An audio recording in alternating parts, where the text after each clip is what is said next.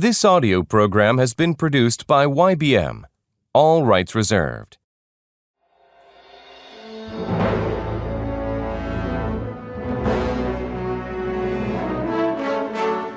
The Little Prince.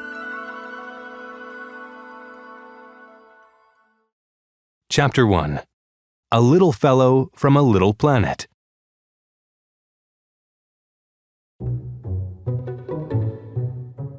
When I was 6, I saw an impressive picture in a book about the jungle. It showed a boa constrictor swallowing a big animal. Here is a copy of the picture. In those days, I thought a lot about jungle adventures. Then I made my first drawing. My drawing number 1 looked like this. I asked grown-ups if my drawing scared them.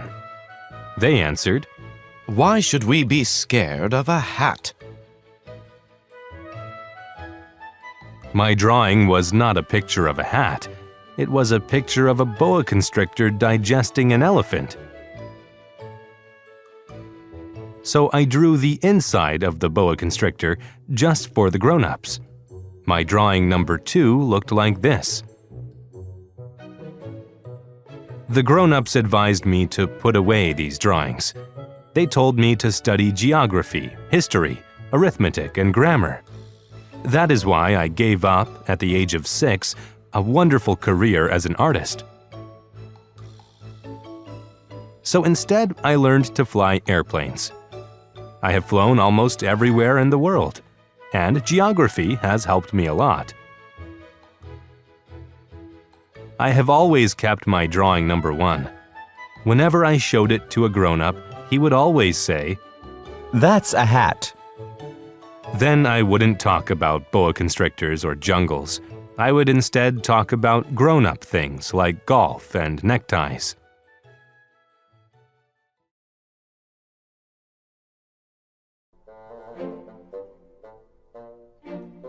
So I lived alone, without anyone I could talk to.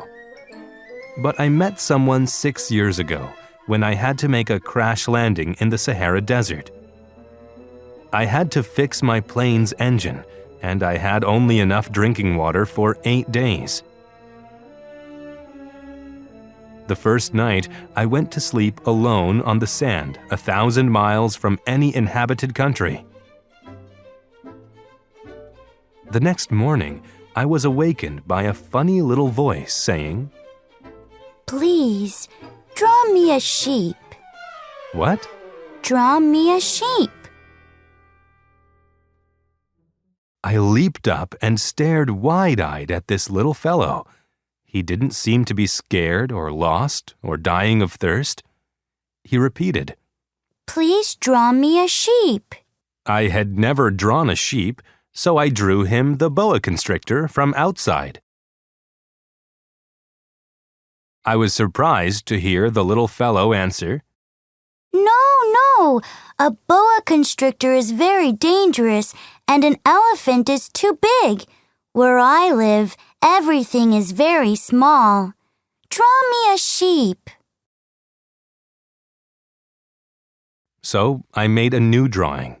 He looked at it carefully and said, "No, this one is already quite sick. Make another." I made another drawing. My friend smiled. "That's not a sheep, it's a ram. It has horns." So I made my third drawing, but my friend didn't like it either. "This one's too old. I want a sheep that will live a long time." I wanted to work on my engine, so I made the next drawing very quickly. "This is just a box," I said. "The sheep you want is inside." I was surprised to see the little fellow's face light up. "That's what I wanted. Do you think this sheep will need a lot of grass? See, where I live, everything is very small." There will be enough grass. I've given you a very small sheep. Not so small, really. Look, he's gone to sleep. That's how I met the little prince.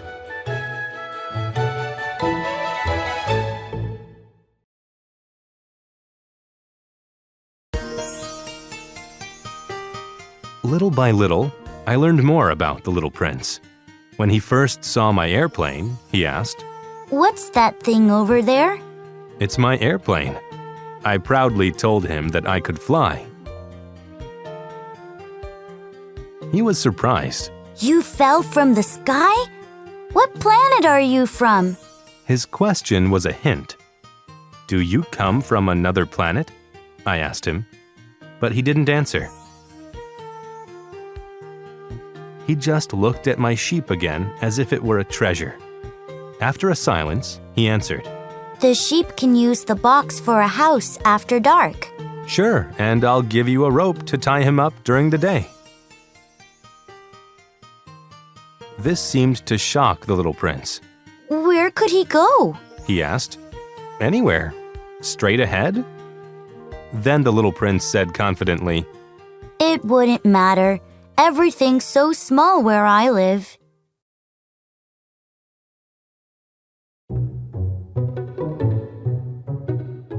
His planet was just a little bigger than a house. I believe he was from asteroid B612. This asteroid was seen once, in 1909, by a Turkish astronomer. The astronomer showed his discovery to other astronomers, but no one believed him because he wore Turkish clothes. Grown-ups are like that. The astronomer showed the planet again in 1920. This time he wore a nice European suit, and everyone believed him.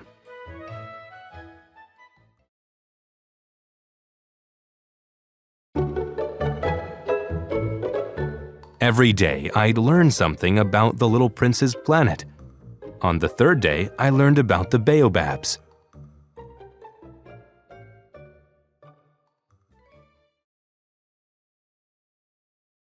Suddenly, the little prince asked, Is it true that sheep eat bushes? "Yes, that's right." Ah, I'm glad. Then the little prince added, And therefore they eat baobabs too? I pointed out to the little prince that baobabs are not bushes. They are trees as tall as churches. Even a whole herd of elephants couldn't finish eating a single baobab. The little prince laughed and said wisely, But baobabs start out as small plants. In fact, there were terrible baobab seeds in the soil of the little prince's planet. The plant's roots can grow all the way through a planet. Too many baobabs will break a small planet into pieces. Take care of your planet. The little prince told me. Wash and dress each morning. Then look for the baobabs. They look like rose bushes when they are very young, but as soon as you can tell them apart, you must pull them up. One day, the little prince asked me to make a beautiful drawing. I drew that planet with baobabs. I knew the drawing was important, so I made it very big.